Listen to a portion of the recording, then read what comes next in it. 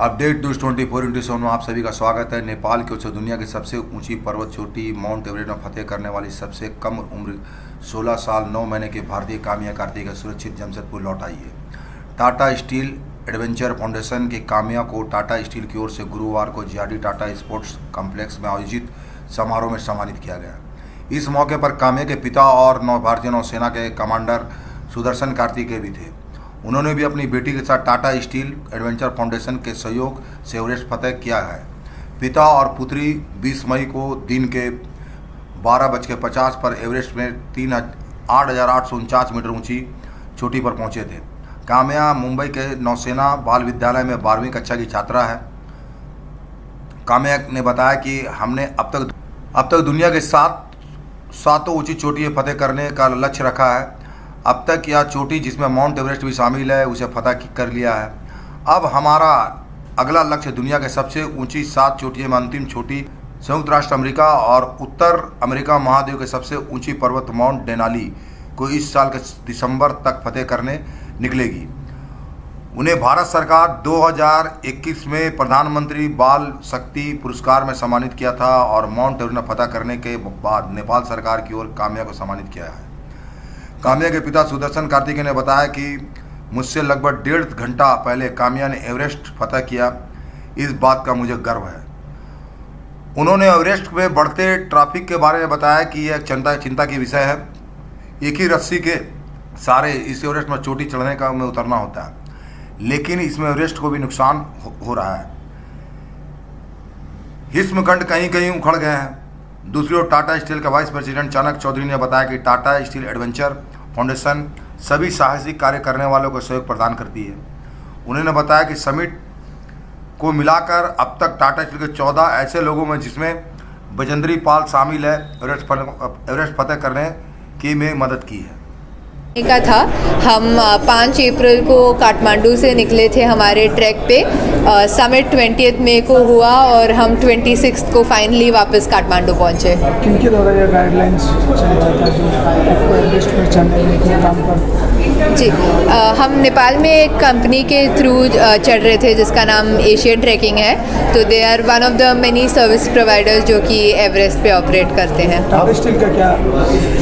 Tata steel adventure foundation ने पिछले साल मुझे कांग्यात्से 1 का एक्सपीडिशन करवाया था एंड वहाँ पे मेरा टैलेंट और स्किल गेज करने के बाद उन्होंने ये फ़ैसला लिया कि वो मेरे एक्सपीडिशन को पार्टली स्पॉन्सर करेंगे और उन्होंने ही हमें एशियन ट्रैकिंग से के साथ भी कनेक्ट किया, which was a very very good thing for us and they sponsored a huge part of my expedition.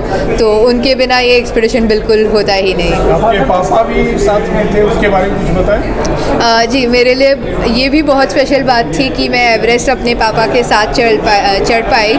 He has been my role model and my inspiration, जिनके वजह से मैंने माउंटेनियरिंग शुरू किया था।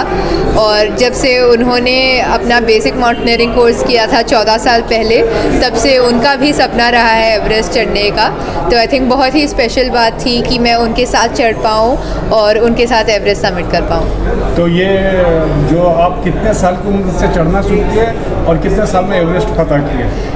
मैंने अपना पहला हिमालयन ट्रैक 7 साल की उम्र पे किया था और तब से मैं कंसिस्टेंटली ट्रैक्स और एक्सपीडिशंस कर रही हूँ और उनकी डिफ़िकल्टीज़ बढ़ाती गई हूँ एंड फाइनली जब मैंने एवरेस्ट समिट किया था मैं 16 साल की थी। अंत में ये सवाल, आप एवरेस्ट तो फतह कर लिए, दुनिया को क्या संदेश देना चाहते हैं? मैं बस ये कहना चाहूँगी कि जब भी आपको लगता है कि आप अपने लिमिट तक पहुँच गए हैं और आप इसके आगे कुछ भी नहीं कर सकते हैं, तो हम माउंटेनियरिंग कम्युनिटी में बोलते हैं कि बस अपना सर नीचे डाल के एक पैर के आगे दूसरा पैर रखते जाइए और आप इवेंचुअली अपने एवरेस्ट और अपने समिट तक पहुंच जाएंगे। तो आई थिंक वो सिर्फ माउंटेनियरिंग के लिए नहीं, किसी भी फील्ड के लिए करेक्ट है। आगे बढ़ते जाना। जी बिल्कुल। बहुत बहुत धन्यवाद। Thank you sir. नाम बताइए। मैं कमांडर का एस कार्तिकेयन हूँ, नेवी में हूँ और काम्या का फादर हूँ। और ये कहाँ कहाँ आप अब तक चढ़ाई की है, कैसे बेटी के साथ पहाड़ एवरेस्ट फतह किए? मैंने 2010 से माउंटेनियरिंग शुरू किया है और आज तक इंडिया में 3-7 मीटर के पीक चढ़ा हूँ और काफ़ी 6,000 मीटर से ऊपर वाले पहाड़ चढ़ा हूँ। और 2017 में स्टोक कांगरी करके एक पहाड़ है, उसको चढ़ने के टाइम में ये आइडिया पैदा हुआ था। बेटी के साथ सारे कॉन्टिनेंट्स के हाईएस्ट पीक चढ़ने का आइडिया एक पैदा हुआ था। तो उसके बाद एक एक करके आज तक बेटी ने 6 कॉन्टिनेंट के हाईएस्ट पीक चढ़ी है, इंक्लूडिंग एवरेस्ट, जिसमें 4 में मैं भी उसके साथ था। और अभी सबसे लेटेस्ट एवरेस्ट चढ़ के आए हैं दोनों। तो बेटी के साथ आप एवरेस्ट पर चढ़े हैं, क्या दुनिया को संदेश देंगे? हम actually trekking as a family शुरू किए थे, तो हमें रियलाइज़ हुआ कि उस टाइम है जो कोई और डिस्टर्बेंस नहीं है, ना मोबाइल, ना रिलेटिव्स, ना कोई और एक्सटर्नल फैक्टर्स के वजह से कोई डिस्टर्बेंस नहीं है। पूरा टाइम आपको एक दूसरे के साथ रहने को मिलता है, बहुत सारी चीज़ें एक दूसरे के बारे में पता चलता है और बहुत अच्छा बॉन्ड क्रिएट होता है। तो मेरा ये संदेश है कि सब पेरेंट्स अपने बच्चों के साथ कुछ ऐसा करना चाहिए जो दोनों को साथ में लाए और एक अच्छा बॉन्ड क्रिएट करे। और हाइकिंग और ट्रेकिंग और माउंटेनियरिंग उसके लिए एक बहुत अच्छा ज़रिया है। आप नेवी में हैं, आप फौजी हैं, तो कितना आपको इसका लाभ मिला? लाभ या लॉस देख के नहीं चाह सकते हैं, बट सर्टेनली ये बोलूँगा कि माउंटेनियरिंग के वजह से मेरा और मेरे परिवार का सेल्फ डिसिप्लिन बहुत अच्छा हुआ है। एक फोकस आया है पूरे परिवार में कि क्या हासिल करना है, और वो ऐसा चीज़ है जो मटीरियलिस्टिक नहीं है। ऐसा नहीं है कि हमें एक घर खरीदना है या गाड़ी खरीदना है, ऐसा एक चीज़ मिला है हमें जो करने से हमें मटीरियलिस्टिक हैप्पीनेस से ज़्यादा और कुछ मिल रहा है। आप शारीरिक और मानसिक रूप से तो काफ़ी मजबूत रहे हैं। ऑब्वियसली फ़ौजी है तो आपको फिज़िकली तो स्ट्रॉन्ग होना ही है, वो हमारा फ़र्ज़ है। और मेंटली भी बहुत स्ट्रॉन्ग किया है माउंटेनियरिंग में।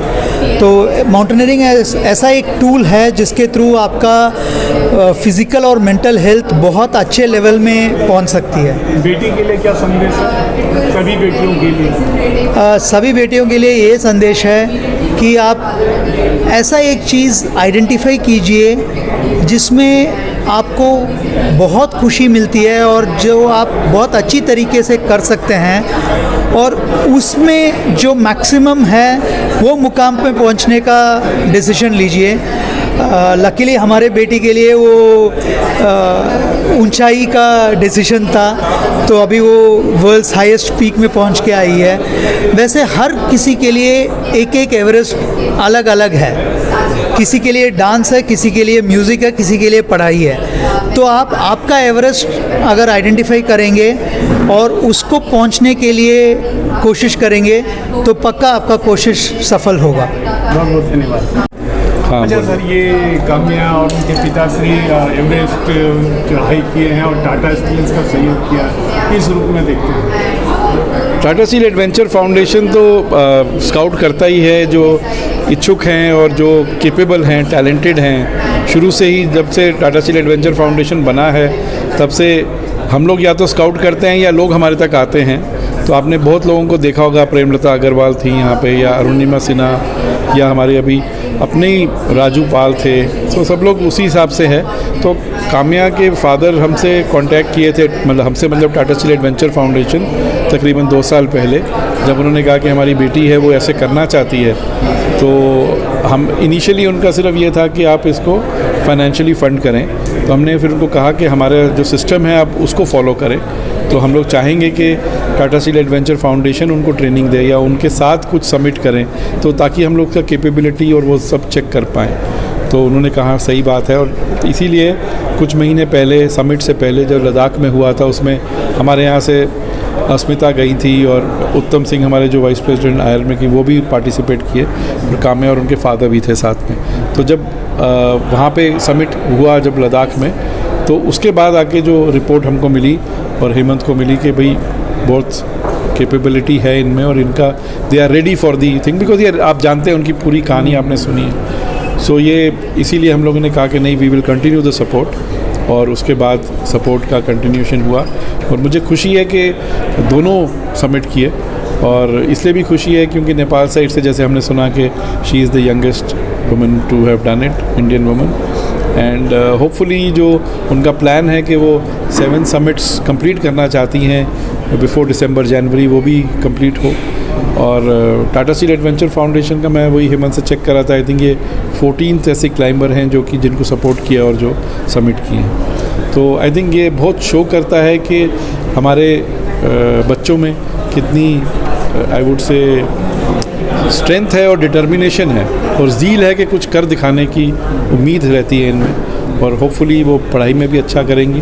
और मैंने उनको कहा कि आप क्या करना चाह रही हैं, तो अभी तो बोले इंजीनियरिंग साइंस लिया है तो इंजीनियरिंग करना चाहती हैं, लेकिन माउंटेनियरिंग छोड़ेंगे नहीं वो। हमने कहा कि जब भी आपको लगे कि आपको आना है यहाँ पे या हमसे कुछ और सपोर्ट चाहिए होगा तो ज़रूर बात करें। Thank you. Thank you. Jamshedpur की खबरों के साथ बने रहने के लिए हमारे चैनल अपडेट न्यूज़ 24/7 को सब्सक्राइब और लाइक करना ना भूलें। धन्यवाद।